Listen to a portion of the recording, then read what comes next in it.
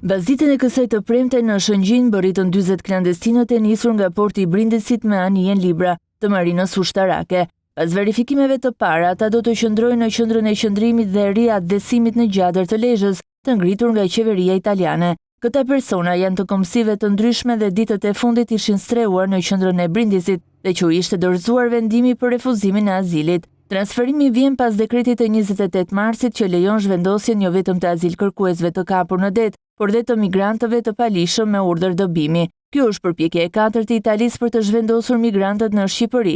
Gjykata e Drejtësisë së Bashkimit Evropian tashmë ka dhënë opinionin mbi protokollin Itali-Shqipëri, ku i ka dhënë dhe të drejtën qeverisë italiane. Pritet që qeveria italiane të vijojë me transportimin dhe të 100 migrantëve të tjerë. Sipas autoriteteve italiane, qëllimi është rritja e efikasitetit të riadesimeve, duke shtuar me 15% kapacitetin e përgjithshëm të sistemit të mbajtjes. Transporti ka nisur me anijen libra, e cila pas pak muajsh do t'i kalojë si dhuratë shtetit shqiptar.